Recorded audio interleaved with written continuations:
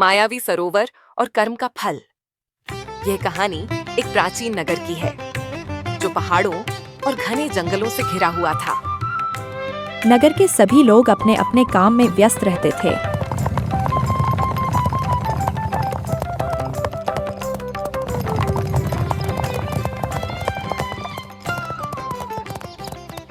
इस नगर से कुछ दूर एक रहस्यमयी मायावी सरोवर था। लोक कथाओं के अनुसार इस सरोवर का पानी जिसने भी पिया उसकी सबसे गहरी इच्छा पूरी हो जाती थी। लेकिन शर्त यह थी कि पीने वाले को अपने शुद्ध हृदय और निस्वार्थ कर्मों का प्रमाण देना होता था। गांव में रवि नाम का एक युवक रहता था।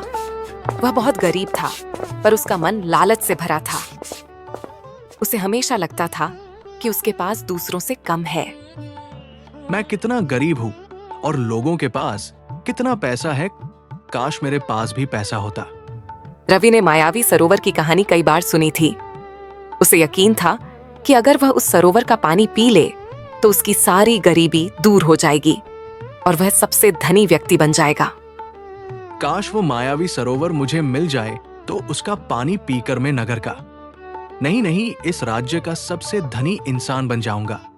मेरे सारे दुख दूर हो जाएंगे। एक दिन रवि ने सरोवर की तलाश में निकलने का फैसला किया। आज से मैं अपनी तलाश शुरू करता हूँ और अब तो उस मायावी सरोवर को ढूंढकर उसका जल पीकर ही घर वापस लौटूंगा। अपनी किस्मत को बदल डालूंगा। रास्ता कठिन था। घने जंगल में उसे कई बाधाओं का सामना करना पड़ा। सबसे पहले उसे एक विशालकाय वन रक्षक मिला जिसकी आंखें अंगारों सी दहक रही थीं। वन रक्षक ने गरजते हुए कहा, है मानव ठहरो, इस पथ पर आगे वही जा सकता है जिसके मन में प्रकृति के प्रति सम्मान हो, जिसका हृदय शुद्ध हो। क्या तुम शुद्ध हो? क्या तुम प्रकृति का सम्मान करते हो? रवि ने झूठ बोला। हाँ, मैं प्रकृति का सम्मान करता हूँ। हमेशा से मैं हर संभव कोशिश करता हूँ प्रकृति से जुड़े रहने की, उसे सुरक्षित रखने की। लेकिन उसके मन में बस सरोवर तक पहुंचने की लालसा थी। ठीक है, पर यदि तुमने झूठ बोला तो तुम्हें इसके गंभीर परिणाम भुगतने होंगे। वन रक्षक ने उसे जाने दिया, पर उसकी एक आंख थोड़ी धुंधली हो गई। आगे बढ़ने पर रवि को एक दलदल मिला जिसमें कई जलपरी फंसी हुई थीं। वे मदद के लिए पुकार रही थीं। हमें बचाओ, हम फंस गई हैं। हमें बचाओ, हम फंस गई हैं। रवि ने सोचा, अगर मैं इनकी मदद करूंगा तो मुझे देर हो जाएगी और कोई और सरोवर तक पहुंच जाएगा। उसने उन्हें अनदेखा कर दिया और अपने स्वार्थ में आगे बढ़ गया। जलपरियों की कराहें उसके कानों में गूंजती रहीं। इस कृत्य के बाद रवि के पैरों में कमजोरी आ गई और उसका चलना धीमा हो गया। आखिरकार वह मायावी सरोवर तक पहुंच गया। सरोवर का पानी चांदनी में चमक रहा था। आखिरकार पहुंच ही गया और उसकी सतह पर अजीब और गरीब आकृतियां तैर रही थीं। रवि उत्साहित था।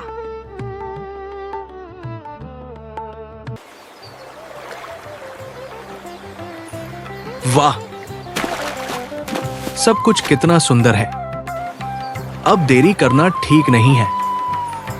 मैं जल्दी से इस मायावी सरोवर का पानी पीकर अपनी इच्छा पूरी कर लेता हूँ। जैसे ही उसने पानी पीने के लिए हाथ बढ़ाया, रुक जाओ हे याचक। सरोवर से एक दिव्य ध्वनि गूंजी। तुमने पथ में कई परीक्षाओं का सामना किया, पर तुम्हारा हृदय शुद्ध नहीं है। तुमने प्रकृति का अनादर किया। तुमने निर्दोषों की पुकार अनसुनी की। तुम्हारा मन कामनाओं से दूषित है। पर मैंने किसी का बुरा नहीं किया, किसी को कोई नुकसान नहीं पहुंचाया। बड़ी मेहनत से मैं यहाँ तक पहुंचा हूँ। मुझे अधिकार है। उसने चिल्लाया। तभी सरोवर से एक आकाशीय गंधर्व प्रकट हुआ।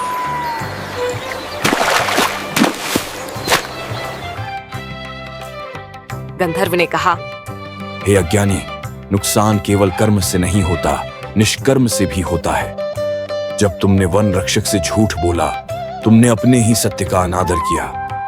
जब तुमने जलपरियों को अनदेखा किया, तुमने करुणा को त्यागा। ये तुम्हारे कर्मों के निशान हैं जो तुम्हें इस अमृत के योग्य नहीं बनाते। तुम अपनी इच्छाओं की पूर्ति के लिए दूसरों की उपेक्षा कर रहे हो और यह तुम्हें तुम्हारे लक्ष्य से दूर कर रहा है। इसलिए इस सरोवर का पानी तुम नहीं पी सकते। रवि को अपनी गलतियों का एहसास हुआ। उसे समझ आया कि उसने कितनी बड़ी भूल की है। उसका लालच और स्वार्थ उसे अंधा बना चुका था। वह अपनी यात्रा में सिर्फ अपने बारे में सोचता रहा और दूसरों की मदद करने का कोई अवसर नहीं लिया।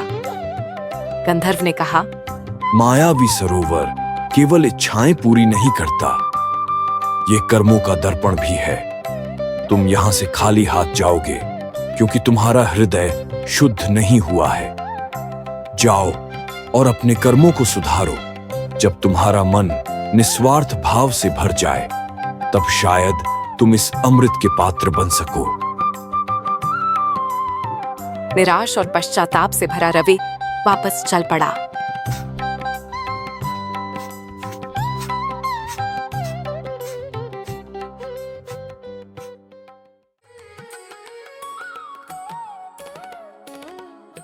उसने अपने रास्ते में उन जल परियों को देखा जो अभी भी फंसी हुई थीं। इस बार बिना किसी स्वार्थ के उसने अपनी पूरी शक्ति लगाकर उन्हें दलदल से बाहर निकाला।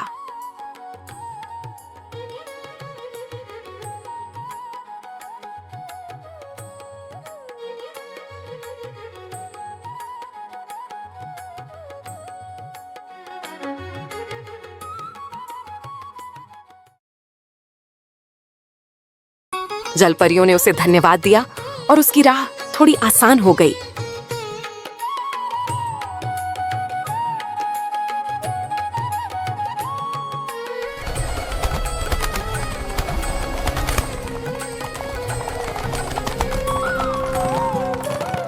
गांव वापस आकर रवि ने अपना जीवन बदल दिया।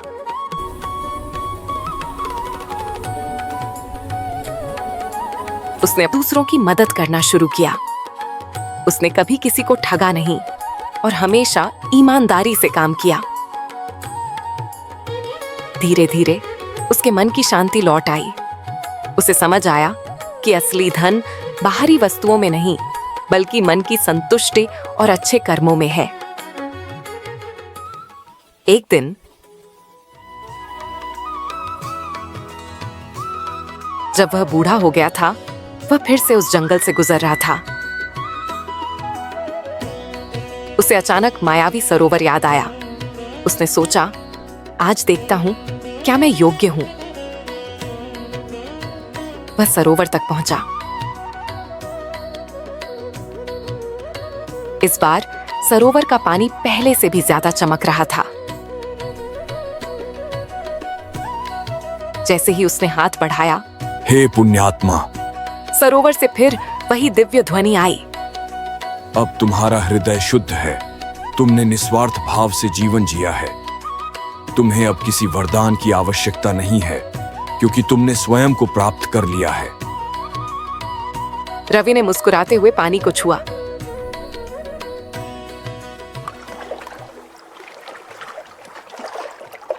उसे कोई जादुई शक्ति नहीं मिली, लेकिन उसे अपने भीतर एक असीम शांति और आनंद का अनुभव हुआ। उसे समझ आ गया कि कर्म ही सबसे बड़ा वरदान है और संतोष ही सच्चा अमृत। इस कहानी से सीख, मॉरल ऑफ द स्टोरी, कर्मों का फल अवश्य मिलता है। हमारे अच्छे या बुरे कर्म हमें वापस मिलते हैं, भले ही तुरंत ना दिखें।